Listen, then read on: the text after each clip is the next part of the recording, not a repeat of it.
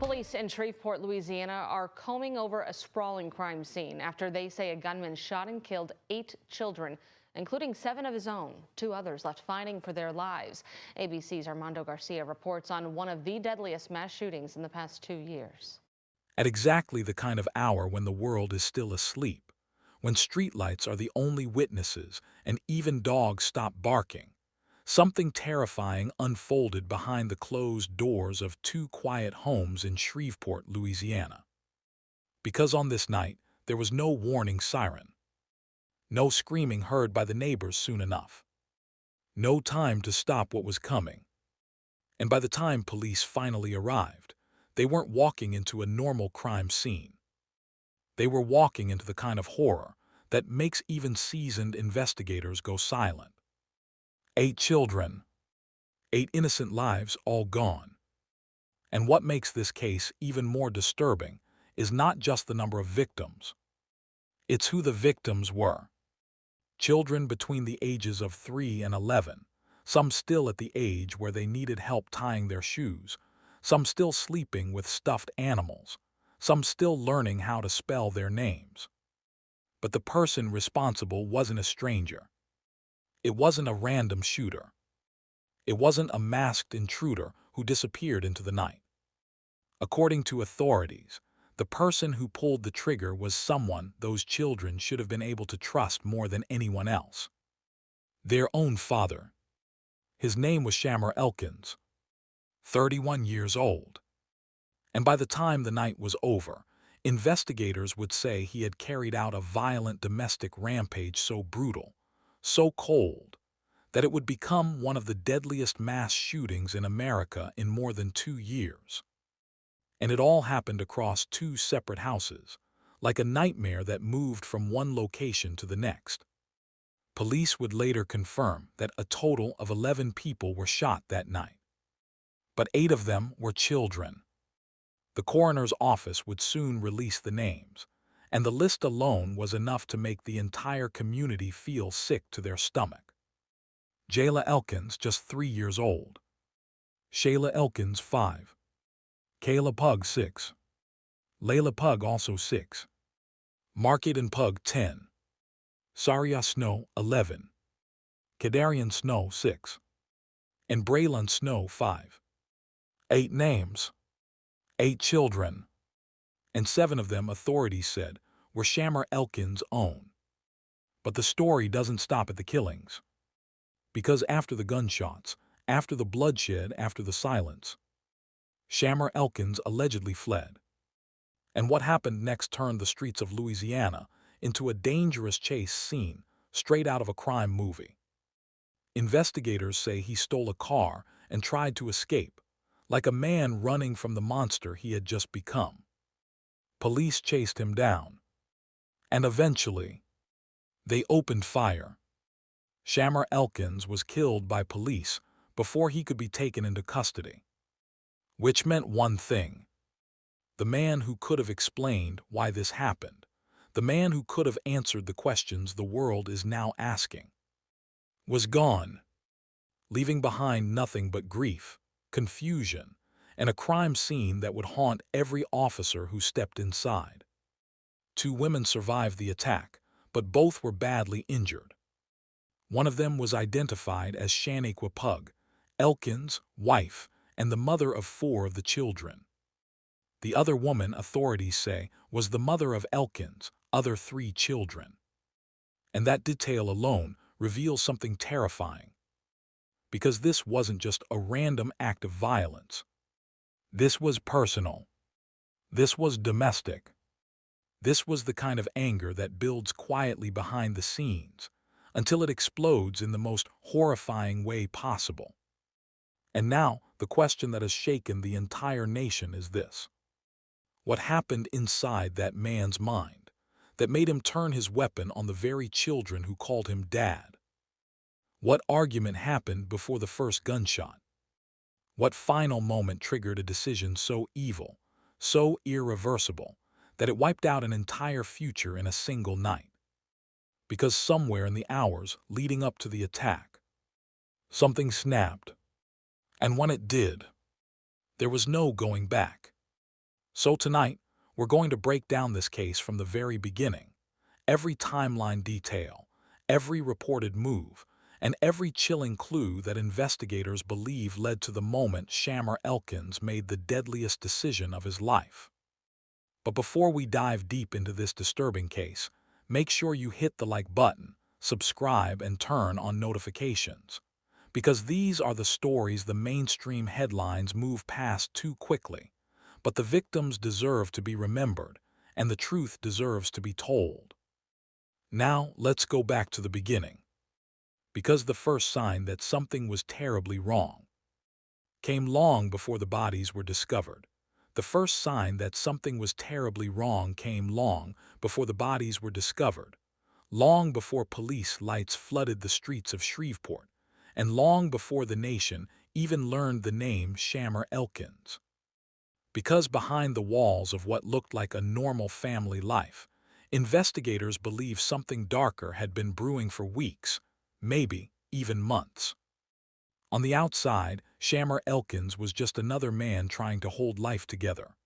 31 years old, a father, a husband, and to some people, someone who looked like he had responsibilities that should have kept him grounded. But those closest to the situation would later describe a household filled with tension, one that wasn't calm, not stable, and definitely not safe. There were reports that Shamar's relationship with his wife, Shaniqua Pug, had been falling apart. The kind of falling apart that doesn't happen in one day, but in slow, painful stages. Arguments that start as small disagreements, then become louder, longer, and more intense. Doors slamming. Phone calls ending in rage. Silence that feels heavier than words. And when a relationship reaches that point, it's never just between two people anymore. Children feel it. They hear the shouting through bedroom walls. They sense the cold distance at dinner tables. They notice when mommy's eyes are swollen like she's been crying. They notice when daddy's patience disappears. But children don't understand what it means when adults say, "We're separating."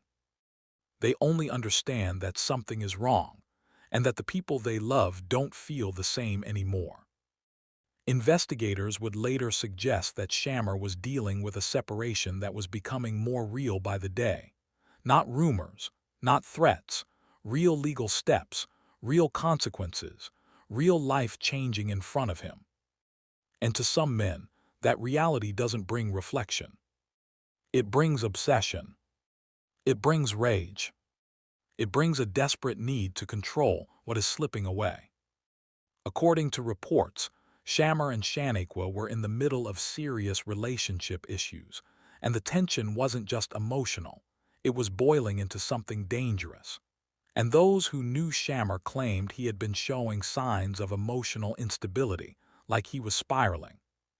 The kind of spiral where a person stops thinking about tomorrow because they can't handle what today has become. But here what makes this case even more disturbing. No one called the police beforehand. No neighbor came forward saying they heard a clear warning. No one stepped in early enough to stop what was coming.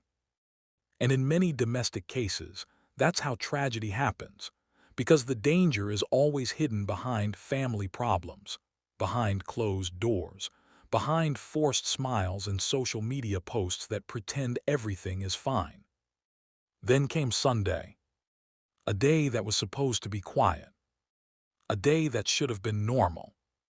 But somewhere in the early hours, while most people were sleeping, investigators believe Shamar Elkins made a decision that would erase 8 lives forever. Police would later describe it as a violent domestic incident, but that phrase doesn't even come close to explaining what really happened. Because this wasn't just violence. This was a massacre. Authorities say Shamar went to one of the homes first. The details of what happened in those first moments are still chillingly unclear, but what is known is that gunfire erupted, and people inside that house had no time to react. The first shots were likely confusing at first. A loud pipe, then another, then the realization that it wasn't fireworks. It wasn't a car backfiring. It was a gun. And in domestic shootings, victims often don't run at the first sound. They freeze. They hesitate. They think, maybe it's not what I think it is. That hesitation costs lives.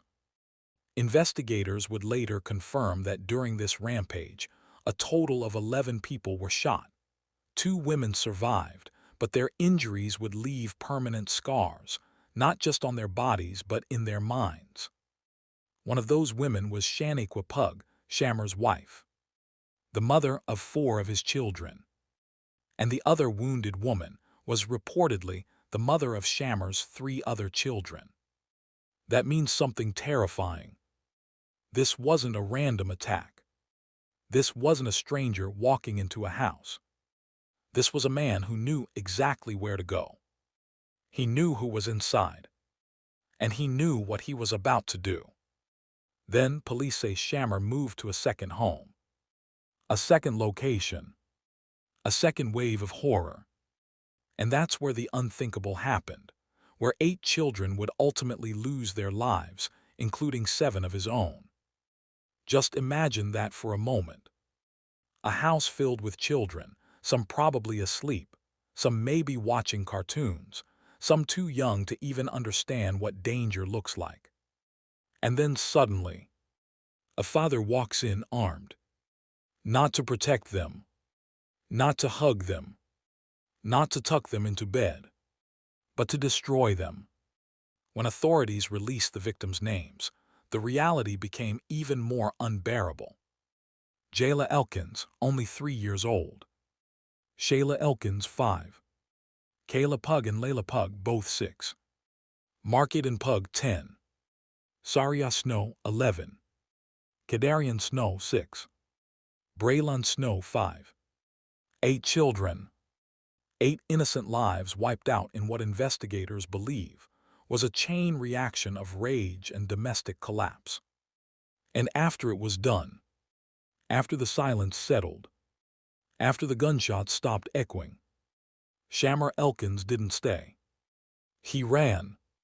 Because as Shreveport began to wake up to the first signs of chaos, Shamar was already trying to disappear into the night, leaving behind 2 houses filled with unimaginable tragedy. But what he didn't realize was that the hunt for him had already begun.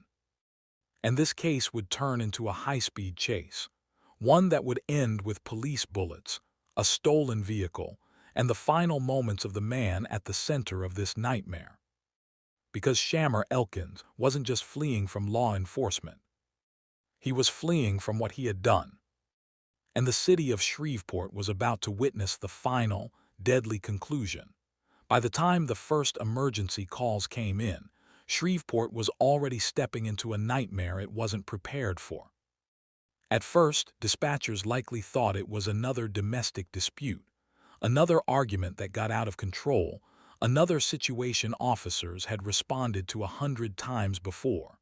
But within minutes, the details coming through were too horrifying to ignore. Multiple victims, multiple gunshots, children, and 2 separate houses. That's when it became clear this wasn't just a domestic disturbance.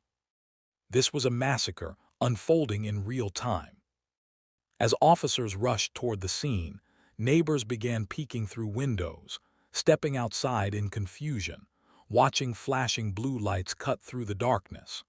The streets that were supposed to be quiet and empty suddenly became crowded with sirens, police cruisers, and frantic movement.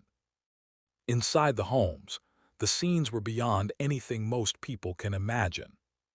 Police found children, small bodies that should have been safe, warm, and protected, lying lifeless in rooms where toys and innocence should have been. Some of them were so young they probably didn't even understand what was happening when the first shot rang out. And while investigators tried to piece together the chaos, one terrifying fact became immediately obvious. The shooter was gone. Shamar Elkins had vanished. But he didn't disappear quietly. According to investigators, after carrying out the shootings, Shamar stole a vehicle, carjacking it as part of his escape. That detail alone says a lot, because it shows he wasn't just running blindly. He was thinking ahead. He was calculating. He was trying to put distance between himself and the crime scenes before police could close in. And that is what made the situation even more dangerous. Because now there was a man armed with a gun, running through the city, desperate, unpredictable, and already responsible for unimaginable bloodshed. Officers knew one thing: if he wasn't stopped quickly, more people could die. This is the moment when the entire atmosphere changed. The crime was no longer contained. It was moving. The streets became the next crime scene. Police patrols began scanning neighborhoods, intersections, and highways. Radio chatter intensified as descriptions of the stolen car were sent out. Units from different areas began joining in. Some officers were told to secure the homes, others to track the suspect, and others to prepare for the possibility that Shamar might take hostages or open fire again. And somewhere out there, Shamar Elkins was driving. Alone. Armed. And most likely realizing that there was no way out. Because when someone commits a crime this horrific, there is no escape route long enough to erase it, no hiding place deep enough to bury it, no excuse that can undo it.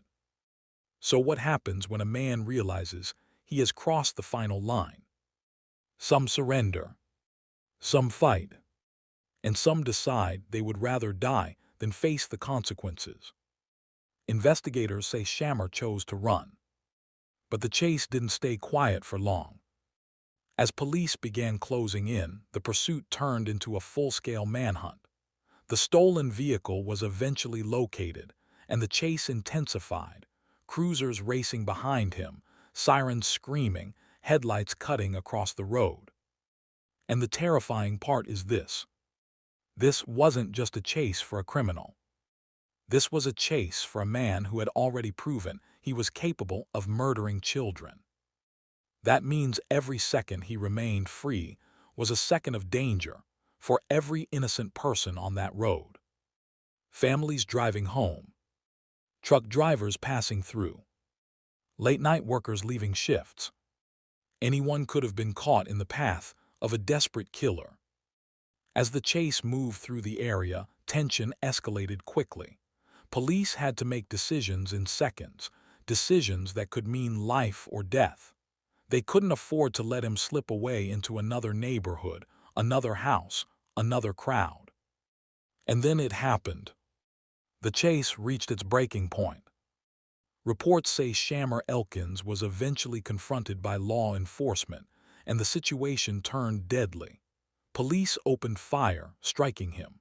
After everything that had happened, after the lives already lost, after the fear he had unleashed on an entire city, Shamar Elkins was pronounced dead, killed by police. Just like that, the man at the center of the nightmare was gone. And yet, instead of relief, there was only emptiness. Because his death didn't bring closure. It didn't answer the biggest question. Why? Why would a father do this? Why would a man walk into two homes and wipe out the lives of children who trusted him? Why would he destroy his own bloodline, his own family, his own future? Now investigators were left standing at the edge of an unspeakable tragedy, with no suspect to interrogate, no confession to record, no courtroom trial to reveal his motives.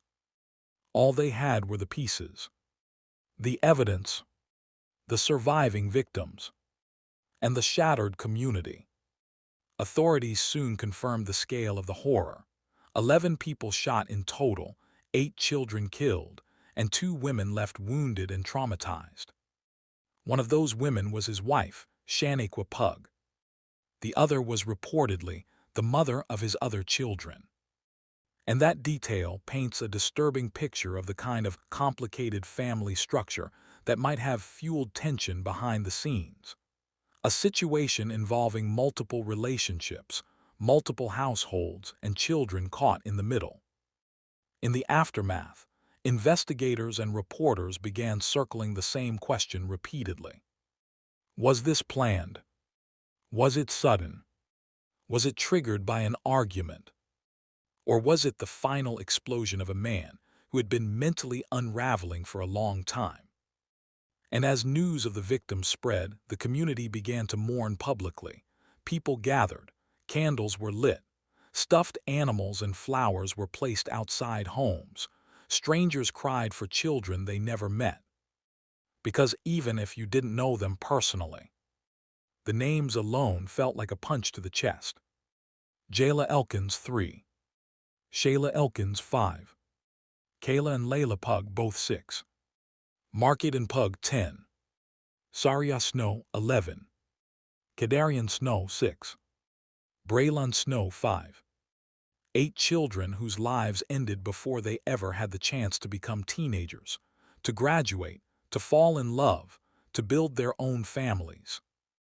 And as the shock settled in, another disturbing reality began to surface. This case wasn't just about violence. It was about the warning signs people often ignore.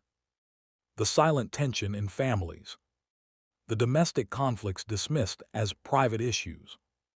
The emotional instability that goes untreated. And the deadly consequences when a person reaches the point where they stop seeing their own children as human beings and start seeing them as objects of revenge. But the deeper investigators looked, the more complicated the picture became. Because Shamar Elkins wasn't just a name on the news. He had a history, a past, and possibly a pattern. And as the public demanded answers, law enforcement began digging into Shamar's background, his behavior, his records, his relationships, and what may have been happening behind the scenes before that deadly Sunday morning. And what they uncovered would only make the case even more chilling. When the gunfire finally stopped and the streets of Shreveport went quiet again, the city was left with the kind of silence that doesn't feel peaceful. It feels haunted. Because the man responsible, Shamar Elkins, was dead. And that meant there would be no trial. No courtroom breakdown. No confession. No moment where a judge looked him in the eyes and asked, "Why did you do it?" Instead, investigators were forced to do what they always do when the suspect can no longer speak. They began searching for the truth inside the pieces he left behind. And those pieces weren't just physical evidence. They were emotional clues. Family dynamics. History. Patterns. Because in cases like this, the most terrifying part is realizing that what happened didn't come from nowhere. It built up. Slowly. Quietly. Like pressure trapped in a sealed container. Until one day, it exploded. The first question detectives focused on was simple. What kind of man was Shamar Elkins before this? To the public, he was just a name that suddenly appeared in headlines across the country. But to the people around him, he was a father, a partner, and a man with a complicated personal life, one that now seemed to be collapsing in every direction. Reports suggested that Shamar was caught in the middle of a painful separation. And anyone who has ever witnessed a relationship break apart knows something. When love turns into resentment, it doesn't just hurt the couple involved. It poisons everything around them. And in this case, it may have poisoned an entire household. Investigators began to look into the emotional state he might have been in leading up to the killings. Some reports hinted that Shamar may have been spiraling mentally, showing signs of distress, frustration, and possibly obsession over losing control of his family situation. And that word control is important, because in many domestic tragedies, the motive isn't always hatred. Sometimes it's possession, a dangerous mindset where one person believes their partner and children are not individuals with lives of their own, but extensions of themselves. And when that person feels abandoned, rejected, or replaced, they lash out, not just at the partner, but at the innocent children, as a way to punish, destroy, and leave permanent pain behind. This is what makes the Shamar Elkins case feel so deeply disturbing, because it didn't just end lives. It was designed to leave survivors suffering forever. Then came another chilling detail. Authorities confirmed the violence occurred across 2 separate homes. That means this wasn't a single moment of rage that happened in one room. This required movement, decision-making, a willingness to continue even after the first shots. It meant that after the first attack, Shamar had time to stop. He could have dropped the weapon. He could have walked away. He could have surrendered. But instead, he went to a second location. And that is where the tragedy reached its worst point. 8 children dead, and 7 were his own. That fact is hard to even say out loud because it sounds impossible. It's the kind of crime that makes people ask if someone was even human when they did it. Because what kind of father walks into a house where children are sleeping, laughing, breathing, and chooses to end them? What kind of father sees small faces that look like his and pulls the trigger anyway? And while the motive was still being investigated, what investigators did confirm was that Shamar didn't stay at the scene afterward. He ran. He fled. He stole a car. And the escape attempt revealed something else about his mindset. Because when someone commits a crime of passion, they often freeze afterward. They panic. They break down. But Shamar moved forward. He tried to get away. And that suggests something frightening. In those moments, he wasn't acting confused. He was acting like a man who knew exactly what he had done. The police chase that followed became the final act in this nightmare. Officers pursued him, determined to stop him before he could hurt anyone else. And eventually, law enforcement opened fire, killing him. And for many people, that ending felt like justice. But the truth is, it wasn't justice. It was an ending. Because justice requires answers. Justice requires accountability. Justice requires a courtroom, a sentence, a moment where the victims' families can at least look at the person responsible and know he will spend the rest of his life paying for what he did. Instead, Shamar Elkins died before he ever had to explain himself. And now the only people left to carry the weight of this crime are the survivors, the mothers, the relatives, the first responders, and a community that will never forget the sound of those sirens. As details continued to come out, the public learned about the 2 women who survived but were injured. One of them was Shaniqua Pug, his wife, the mother of 4 of the children. The other woman was reportedly the mother of his other 3 children. And in that detail, many people began to see a picture of a deeply complicated family situation, multiple households, multiple relationships, and children caught in a painful storm that was never their fault. But none of that complexity can explain what happened. It can only explain the tension. Because millions of people go through breakups.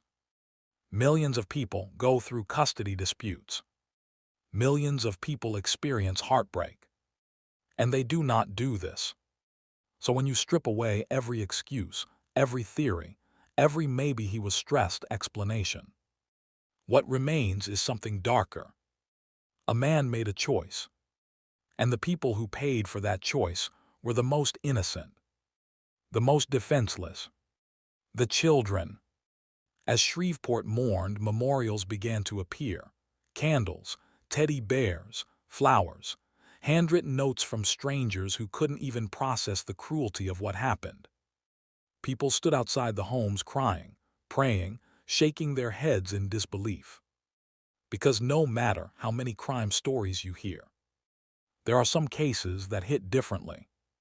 And this was one of them. 8 children, ages 3 to 11, were gone in a single night. Their names became headlines, but they were more than names. They were personalities. They were laughter. They were birthdays that would never happen again.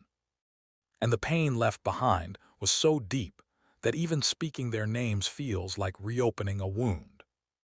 And now, the question that haunts this case isn't just why. It's this: could it have been prevented? Was there a warning sign no one acted on? Was there a moment when someone could have stepped in? Because domestic violence doesn't always start with a gun. It starts with threats, control, manipulation, fear, and sometimes the tragedy isn't that it came suddenly. It's that it was building, and no one saw how close the explosion really was. Today, the Shamar Elkins case stands as a brutal reminder of how quickly a domestic situation can become a mass tragedy. And while the suspect is dead, the consequences are alive in every survivor's memory, in every funeral, in every empty bedroom, in every toy that will never be picked up again. And as investigators continue piecing together the final hours of Shamar Elkins' life, the world is left with a case that feels almost impossible to understand. Because the scariest monsters aren't always strangers hiding in the dark. Sometimes, they live inside the home. And if you made it this far into the story, I want you to take a moment and drop a comment below with your thoughts on this case. Because this tragedy deserves to be remembered, and those children deserve their names spoken. And don't forget to like the video, subscribe to the channel, and turn on notifications. Because we cover the cases that the news moves past too quickly, and we tell the stories that deserve to be told. Rest in peace to the 8 innocent children who never got the chance to grow up. And may their families find strength in a pain that no human being should ever have to carry. Because this wasn't just a crime. This was a nightmare